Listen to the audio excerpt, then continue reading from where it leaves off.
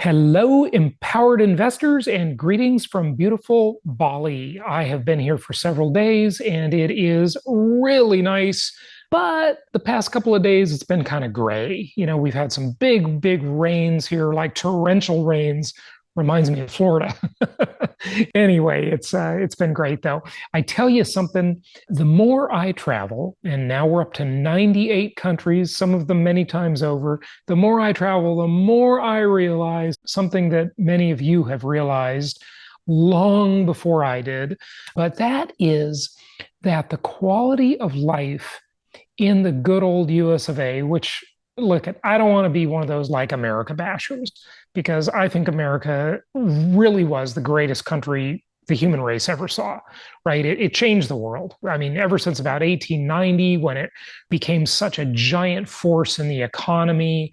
And over 100 years before that, its constitution just changed the whole like vibe around the world of how governments should treat people, or better yet, how people should treat governments. In other words, the government is here to serve the people. That's the idea. But sadly, over the past several decades, the good old US of A is really just collapsing under its own weight. Its weight of crazy left wing ideas, which, look, I'll be the first to say, not all left wing ideas are crazy. I'm not like that radical of a person either way. A lot of people send me messages and stuff. Oh, Jason, I'm so glad you're, so conservative. Not that far as many of you are, frankly. I mean, I'm a libertarian. I just think freedom is the right way to go, right? Just freedom. As long as you're not hurting anybody else, do your thing. A lot of this stuff you try and legislate, it's never going to be legislated. You're not going to change people's minds. Get over it. I think if you largely just fix the money, and a lot of things in society, in the world, and in government just kind of fix themselves after you fix the money, because money is the context in which we live, right? And well, really before that context, the bigger context is politics and laws. I get these nasty reviews from idiots. I got one like last week or so, maybe the week before it was, 1 star because they don't like my political stuff. Stick to real estate. Are you kidding me? Do you think you can operate a real estate investment portfolio without being aware of and thinking about and talking about and hopefully lobbying for the right political ideas? You're out of your mind. It's like the whole context. Look, fish live in water, and living in water dictates their entire life, right? Fish will never go to the mountains, okay? Because they live in water, they live in the sea, right? Now, I know you're going to say, someone's going to write, well, there's a lake on the mountain. Okay, fine. You get the idea, right? The context, the political context, and the legal context in which you live dictates everything. Okay. If you were born in Ethiopia, you just don't have the same opportunity as if you were born in, a rich Asian country, now rich Middle Eastern country, or the formerly rich Western countries that are now on the decline, sadly. But we'll see how it all works out. It's all interesting. But the one thing I want to say that a lot of you have realized a long time ago that, I kind of realized, but I realize it more and more with all my travels, is that the quality of life in so many of these other countries is really just better than it is in the United States. Now, it hasn't always been that way, but the last couple of decades really, as I always say, the peak of civilization was 1990. Okay. Really, since then, as the US has really been on a steeper and steeper decline, it is just more and more apparent that you can just live a better life in a lot of places around the world. You can live it more expensively. I mean, I'm in Indonesia right now in Bali, right? And it is amazing. I've had this terrible dual shoulder injuries. Both of my shoulders got injured about 4.5 months ago. And one of them, this one, really bad. And the pain has been just awful. And when I was in the US, the healthcare is a disaster. It just sucks. I go to my expensive doctor with my expensive healthcare policy, and I can't get an MRI until I complete a whole round of physical therapy. And I'm like, well, I can't do that. I'm going to be out of the country. I'm traveling. traveling, right? So never got an MRI. But what I did do is I went to a couple different physical therapists in different places, and that helped a little bit. But I'll tell you what really helped is I went and got a massage that I would call like a physical therapy massage. This one massage therapist who doesn't speak much English, who I saw the last two times here, she just worked on my shoulder and helped more than anything. Like really more than anything. It was more helpful than the physical therapy. And certainly I don't want to take the stupid painkillers the drug pusher doctor in the US prescribed. I mean, I did take a couple at the beginning, but I just don't want to take pills. Pharmaceuticals, try to avoid them if at all possible. Like sometimes you need them, but just sparingly. Anyway, she really helped. And so the first time I saw her was 2 days ago. And I was paying the bill using Apple Pay on the way out. And I gave her a very generous tip because she helped me so much. And you know what the bill was? For my 90-minute massage with like really a physical therapy session too, because she was like working my shoulder around and doing all this great stuff for the 90-minute massage, plus an extremely generous tip. You ready? $17. Yes. $17. And before your massage, they like give you a foot scrub, and it's just great. It's like the quality of life is so much better. It's just amazing. It really is. And it's so inexpensive. It's unbelievable. And that's true of many European countries, and those are definitely on the decline, most of them. It's true, except Eastern Europe, which is on the upswing, fortunately. And the Middle East, I mean, I just couldn't believe it. When I was in the UAE and in Doha, I mean, I did a little video about Doha just because I was so radically impressed with it. And this incredible Fairmont hotel I stayed at, I mean, it was just shocking how great it was. The people they wait on your hand and foot. They're so polite. They're so helpful.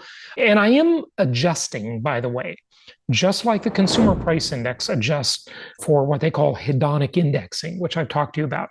I am adjusting in my mind, like, look, hey, Jason, you're traveling, right? You're spending a lot of time around the hospitality industry.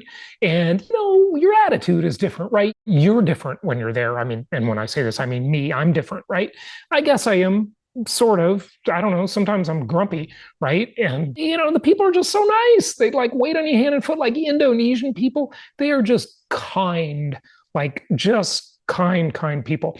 I noticed that any country that has a lot of Buddhism, the people are just incredibly nice. I mean, they're just so peaceful and so nice and helpful. It's amazing. I remember we did that show a couple of years ago with the author of a book. She wrote a book and she did a couple TED Talks, I think. The book was Talk Like a Buddhist or something like that, or Communicate Like a Buddhist. And, it was really good. Go check out that interview. I think that was the name of it. I can't remember exactly. But anyway, just wanted to share that with you because it's interesting, just keep an open mind about your life and your lifestyle, and just know that there are many, many options. It's a big world and there's a lot to offer, and a lot of you can work remotely now and you can just do a lot of things. And people say, like, what about languages? Look, a long time ago, I gave up on ever trying to learn other languages. I know it may sound like ridiculous, the arrogant American who expects everybody to speak English. The fact is, everybody does speak English or wants to, and it's just totally easy to get by. You got Google Translate on your phone. It's just never a problem. The language thing is just not a big issue. 98 countries, I'm saying that. Okay.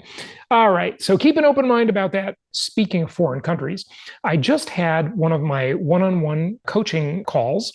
I love doing those with you folks. By the way, thank you for all of you who signed up on our Black Friday special. That was kind of like a whole slew of new coaching clients, and I appreciate that. And so I just had this great call with a really nice gentleman from Israel. He has a bunch of properties in the US that he started buying after the Great Recession, and then some in Israel. And we talked about his portfolio, and he was kind of saying, well, I thought I would have more cash flow by now. He's about 11 years in to the real estate investing.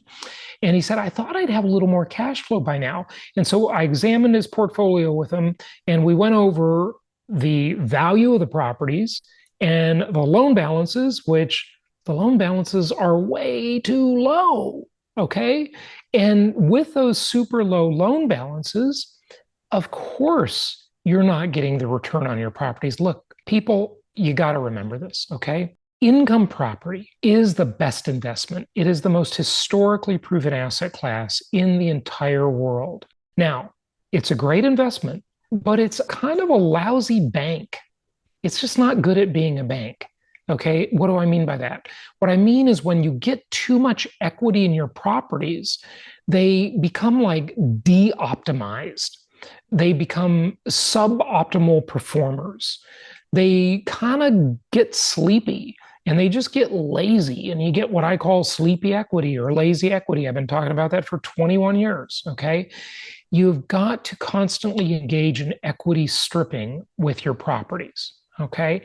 So we're going to be talking about that a bit more in a bit more detail. Now, I brought Rick Edelman, the famous financial planner and author who's written a bunch of books. I brought him on the show a few times to talk about that.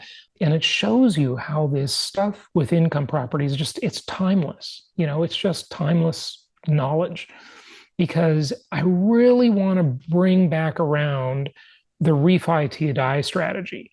This is the way you get the return on investment. Now, let's model what the ultra rich billionaires do. Okay. The Elon Musk and Jeff Bezos, even though they hate each other, right? They still do the same plan. If you know anything about the ultra wealthy, you know that they tend to generally be people who started some business that became a unicorn business or a mega unicorn. What do they call the $1 trillion businesses? That's, a unicorn's $1 billion like startup business, right? But the super businesses like Amazon, for example, right? They start those businesses. They have a whole bunch of stock. The criminal Bill Gates would be another example of that. They start these businesses. They have a whole bunch of stock. And if they were to sell their stock, they would have to pay capital gains tax on the sale of the stock.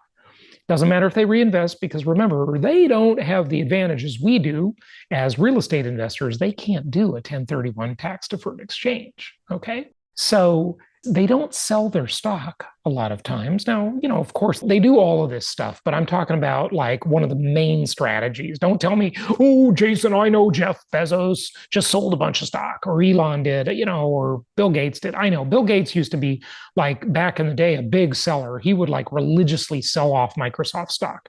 Okay. But whatever.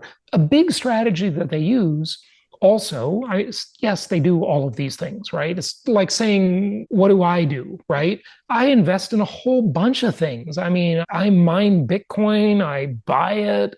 I bought some XRP the other day. This is just fun money, folks. Like if it goes to zero, well, the Bitcoin's a little more than fun money.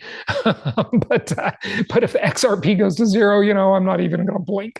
It's just not enough money to worry about, right? But if it goes up, and I have a big rise, and I'll be really happy, right? So it depends where you are in your journey, whether you can do more stuff or gamble more. But back to the billionaires, okay? One of the big strategies they use is they borrow against their assets, namely their stock. Rather than sell it, they keep it, but they equity strip it. They refi till you die, just like I'm telling you to do with your real estate. The way to make your real estate sing or hum, right? Whatever. If you want to make it hum, if you want to make it purr, if you want to make it sing, whatever the right word is, okay, if you want to make it optimized, what you do is you constantly keep leveraging it up, okay? You leverage it as much as you can when you buy it. The limit on the leverage is what the bank will allow, what the lender will allow. That's the answer to that question, okay? Take as much as they'll give you, and then the asset performs better. And then as it increases in equity by the tenant paying down the mortgage for you and by appreciation, and then of course in the background, you've got this beautiful inflation-induced debt destruction that's always working for you. That's why I trademarked that great term, okay? What you do is you equity strip it. You are constantly mining the equity out of your assets. Stock appreciates, Elon and Jeff Bezos, they go and borrow more money against their stock, right? Because there's no tax on borrowed money. This is the most tax efficient way to extract wealth from your properties. So you constantly lever the properties.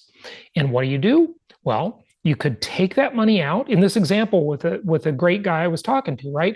I said, what if we got you $1 million out of your just some of your portfolio, right? Just this was just part of his portfolio I was talking about. What if we refinanced that, we got you $1 million out of it? And then he says, well, I'm going to lose those super cheap loans that I have, right? I've got these real old mortgages that are really low rate mortgages. And I said, yeah, that is true. And that's not good. But your loan balances are so low that you're really not losing that much. Remember, we're looking at the mortgage not as a liability. We're looking at the mortgage as an asset.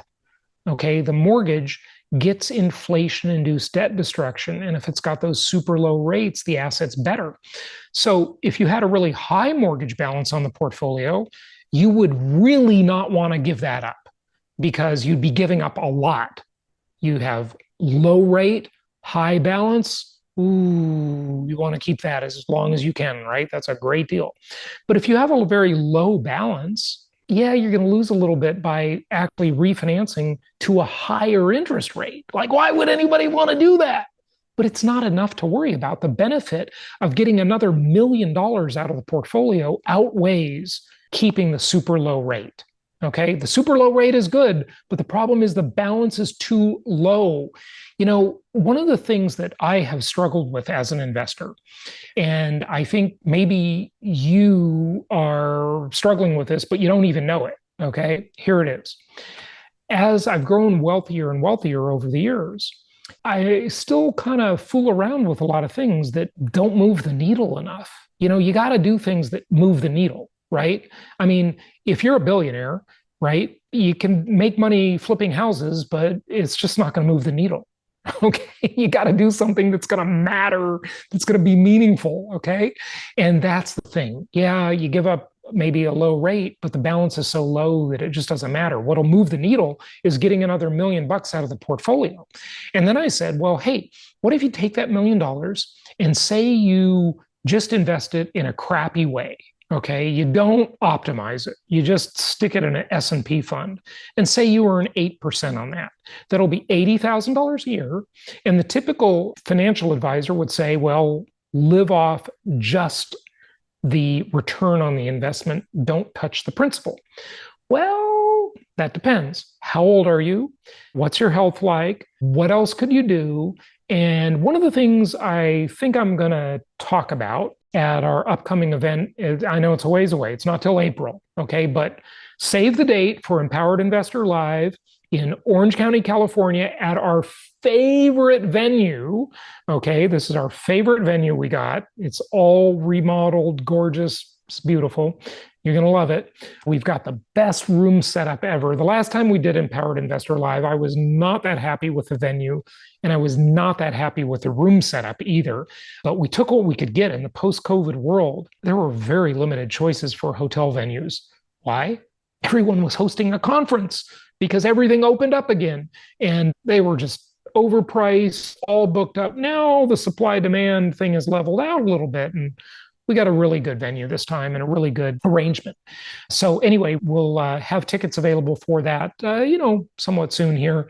But it's April. Mark off the days on your calendar, April 3rd through the 7th, okay, for Empowered Investor Live in Orange County, California. So mark that on your calendar right now. Save the date, and we will see you there. Anyway, one of the things I'm going to talk about is the die with zero concept. Now, the title is just a title. It doesn't really mean that, okay? It's just a title. But there are some very interesting things in that book by Bill Perkins. And I have added several layers of my own thinking to it. And I'll probably talk about that at Empowered Investor Live. But you just want to get the highest ROI on your wealth, on your money. And it's not always in money. There are other forms of ROI. You probably know where I'm going with that, but more to come on that later. Anyway, say you got $80,000 a year on that $1 million, right? And you spent 100,000 of it a year in principal. So that would last 10 years. And over that 10-year period, you still own the properties. The properties are still going to be working for you just like they did the last 10 years. So the properties are still going to appreciate, the rents are going to go up, you're going to get, tax benefits, positive cash flow, inflation-induced debt destruction. Now you get more inflation-induced debt destruction because your loan balances are higher. You got an extra $1 million working for you in terms of inflation-induced debt destruction, where inflation is paying off an extra $1 million free, right? That's an incredible deal. So you're getting all of these great benefits. And you just got to realize that this is what the bigwigs do. And it's what you need to do too. Refi till you die, equity stripping. Pull the equity out. There's no tax on borrowed money. Live on it. You still own the properties. You did not cannibalize the asset. You still own the asset. And the asset is still going to be working for you, or in our case, many assets. In this case, it was, I think, 13 properties. Okay.